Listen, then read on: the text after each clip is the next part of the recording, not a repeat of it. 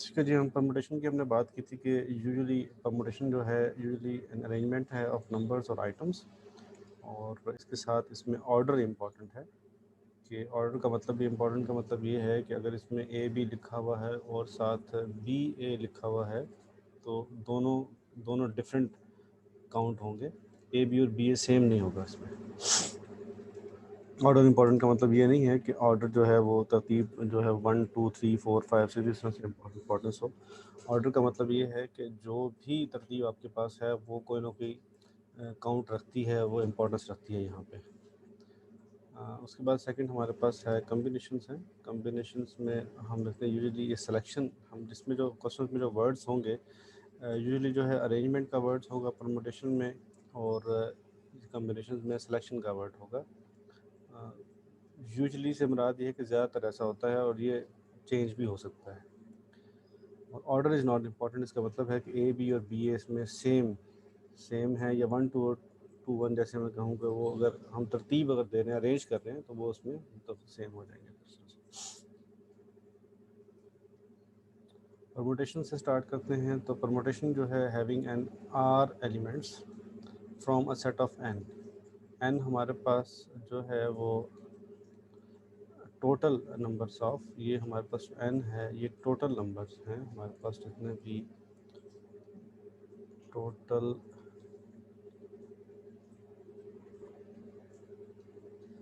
Numbers of elements या data values या items, वो हमारे पास है।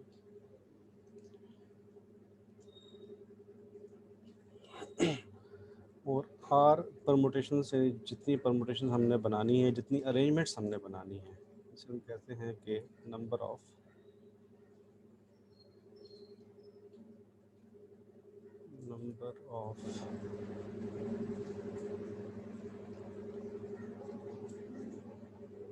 arrangements from a set of n elements is an ordered R tuples of distinct element. Mathematically उसको हम लिखते हैं एन पी आर। एन वही नंबर ऑफ टोटल जिसमें से हमने आर अरेंजमेंट्स बनानी है। फॉर एग्जांपल अगर हमारे पास कोई भी सेट है 1 2 3 4 एलिमेंट्स का, उसमें से हमने 2 नंबर्स की अरेंजमेंट्स बनानी है, यानी दो दो नंबर्स होने चाहिए, यानी हमारे पास 1 2 हो जाएगा। इस तरह से फिर हमारे पास 1 3 हो सकता है। इस तरह से और अरेंजमेंट्स जो है वो चलती जाएंगी। तो यहाँ पे n हमारा जो होगा वो फिर 4 हो जाएगा, और हमारा अरेंजमेंट्स हमने कितनी जो है वो बना रहे हैं, दो दो की बना रहे हैं, तो ये हमारा r जो है वो 2 हो जाएगा। तो फिर इसको हम लिखेंगे इस तरह से कि 4 और कैपिटल P और r जो है वो हमारे पास 2 हो जाएगा। इसको आप कैलकुलेटर में डायरेक्टली सॉल्व कर सकते हैं। कैलकुलेटर में बटन होता है, इस पर P लिखा होगा, N ऐसे लिखा होगा, NPR या फिर NCR, दो बटन होते हैं। तो उनसे उनकी मदद से आप पहले 4 प्रेस करके फिर P वाला बटन जो है वो शिफ्ट के साथ अमूमन होगा, वो प्रेस करके फिर 2 करके तो फिर इक्वल करेंगे तो आपके पास डायरेक्ट वैल्यू आ जाएगी। नहीं तो आप अगर स्मॉल वैल्यूज़ हैं, छोटी हैं, तो आप डायरेक्ट फार्मूले से भी कर सकते हैं। आपके पास n factorial sign of exclamation है। इसको देखते हैं अभी आगे नेक्स्ट में क्या है ये, n factorial divide by n minus r factorial होता है। अब इसमें हमारे पास फैक्टोरियल क्या है? फैक्टोरियल हमारे पास साइन ऑफ एक्सक्लेमेशन, और मैथमेटिकली हम इसे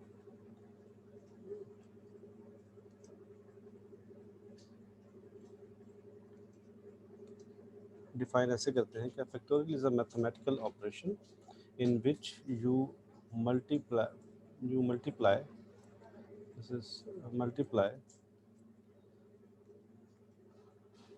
multiply the given number by all of the positive whole numbers less than it। ये इम्पोर्टेंट है, लेस देन इट, यानी अगर आपके पास होल नंबर n है, यानी एग्जांपल में हम यहाँ पे देख लेते हैं, जैसे हमारे पास एग्जांपल में है कि 4 है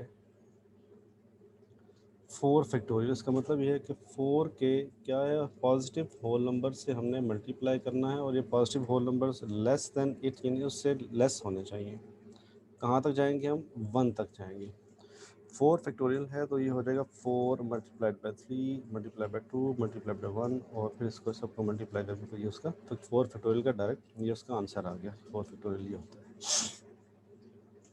इसी तरह से अगर हम 6 फैक्टोरियल देखें तो 6 फैक्टोरियल का हमारे पास फिर 6 से लेस दैन 8, उससे लेस 6 है तो 6 से लेस तमाम पॉजिटिव होल नंबर्स 6 5 4 3 2 1 और इनको मल्टीप्लाई करें तो हमारे पास 6 फैक्टोरियल का आंसर ये आ जाता है। ये भी आप डायरेक्ट कैलकुलेटर से फाइंड कर सकते हैं। वहाँ पे एक्स फैक्टोरियल इस तरह से की बनी होती है, वो प्रेस करें, नंबर के बाद वो प्रेस करें, इक्वल प्रेस करें तो आपका डायरेक्ट इसका आंसर आ जाएगा। फिर इसमें ख़ास इम्पॉर्टेंट बात ये है कि अगर हमारे पास बाज़ दफ़ा, क्योंकि हमने फार्मूला में देखा कि फार्मूला में था कि n फैक्टोरियल अपॉन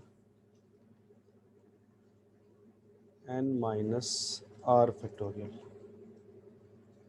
ऐसे। तो ये जो नीचे जो हमारे पास ये जो है n माइनस r फैक्टोरियल, तो यहाँ पे बाज़ दफ़ा ज़ीरो भी आ सकता है, यानी ज़ीरो फैक्टोरियल भी आ सकता है। तो ज़ीरो फैक्टोरियल फिर किसके इक्वल होगा, ज़ीरो फैक्टोरियल आप याद रख लें कि हमेशा ज़ीरो फैक्टोरियल 1 के इक्वल होता है।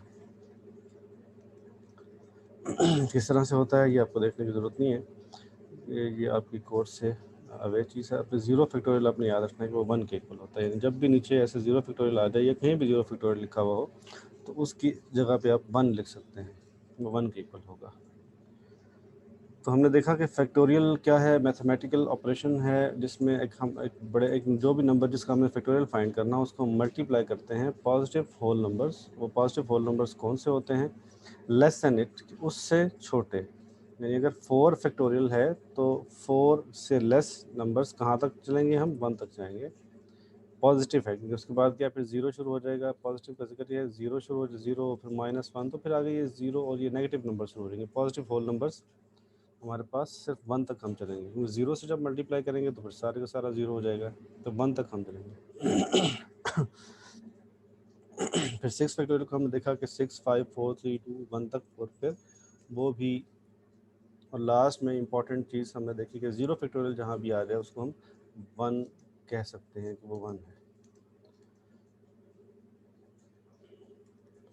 तो इसके बाद प्रिंसिपल्स हैं, दो इम्पॉर्टेंट प्रिंसिपल हैं। प्रिंसिपल ऑफ मल्टीप्लिकेशन है। इस प्रिंसिपल के तहत ये है कि अगर हमारे पास if there are m ways of to do one thing and n ways to do another thing, then there are m into n to do both things। अगर आप कोई भी एक जो फॉर एग्ज़ाम्पल आपने अगर, तो ऐसे हमने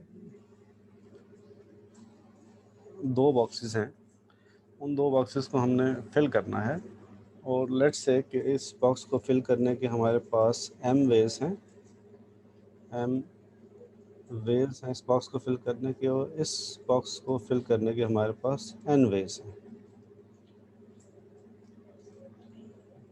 और इन दोनों को हमने करना है। एंड का मतलब है कि दोनों को हमने करना है, किसी एक को नहीं लाजमी, दोनों को करना है। तो फिर क्या करेंगे, इसके टोटल जो वेज हमारे पास आएंगे वो m into n ways of doing both things, दोनों को फिल करने के जो मुकम्मल हमारे पास तरीके होंगे वो, या मुकम्मल ऑप्शन हमारे पास होंगे वो m इंटू n होंगे। इसके लिए एक एग्ज़ाम्पल है, वो एग्ज़ाम्पल हम देखते हैं कि हमारे पास लेट्स से कि choose one ball and one bat, हमने एक बॉल चूज़ करनी है और एक बैट चूज़ करना है। और हमारे पास हैं कितने कि 3 बॉल्स हैं, बॉल्स हमारे पास 3 हैं और बैट हमारे पास 4 हैं। एक को करने के 3 वेज हो गए, दूसरे को करने के 4 वेज हो गए, मतलब 4 वेज, 4 तरीक़ों से, 4 डिफरेंट कैटेगरी से हम एक बॉक्स को फिल कर सकते हैं। बैट वाले बॉल बॉक्स को और बॉल वाले बॉक्स को हम 3 डिफरेंट कलर से फिल कर सकते हैं, कभी ब्लू भी रख सकते हैं उसमें, ग्रीन भी और रेड भी। अब जब इसमें एंड का वर्ड्स है तो ये एक पहचान है इसकी ख़ास मल्टीप्लिकेशन के लिए। अगर एंड का वर्ड है इसका मतलब है कि हमने दोनों को साथ साथ करना, और ये फिर यहाँ पे मल्टीप्लाई होगा, ये मल्टीप्लिकेशन का वर्ड आएगा यहाँ पे 3 इंटू 4 और 12 ways to choose 1 ball and 1 bat. अब 12 वेज कैसे हो सकते हैं? 12 वेज हम देखते हैं कि हमारे पास लेट्स से ये तरीका है 12 वेज हमारे पास कि एक दफ़ा हमने ब्लू बॉल सेलेक्ट कर ली, उसके बाद उसके साथ डिफरेंट कलर के बैट जो हैं वो सेलेक्ट कर लिए, 4 बैट सेलेक्ट कर लिए।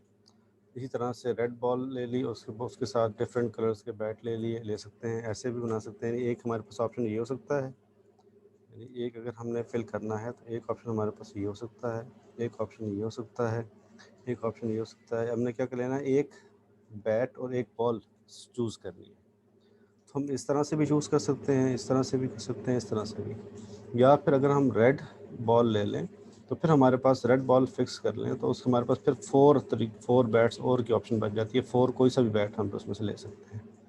इसी तरह से ग्रीन के लिए भी अगर हम ग्रीन बॉल फिक्स कर ली, हमने चूज़ कर ली है पहले से, अब हमारे पास बैट हमने चूज़ करना तो 4 डिफरेंट कलर के बैट्स हमारे पास हैं, उनमें से कोई भी एक चूज़ कर सकते हैं। तो हमारे पास टोटल फिर वेज क्या बनते हैं, 3 इंटू 4 वेज बनते हैं, यानी 12 वेज बन जाते हैं। 4 हमारे पास ये वेज बनते हैं, 4 ये बनते हैं और इसी तरह से 4 वेज ये बन जाते हैं। तो ये हमारे पास 12 वेज हो गए।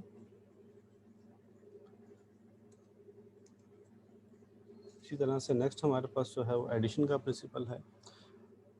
एडिशन के प्रिंसिपल में जो मोस्ट इम्पॉर्टेंट थिंग है वो ये हमने हाईलाइट किया, can not be done at the same time. यानी if m ways to do one thing and n ways to do another thing, same वही कि अगर m वेज से एक हम बॉक्स फिल कर सकते हैं और n वेज में दूसरे बॉक्स को फिल कर सकते हैं, and both can not be done at the same time. यानी आप दोनों के दोनों एक ही वक्त में चूज़ नहीं कर सकते, या आप m बॉक्स फिल करेंगे या फिर आप n में से वो लेंगे।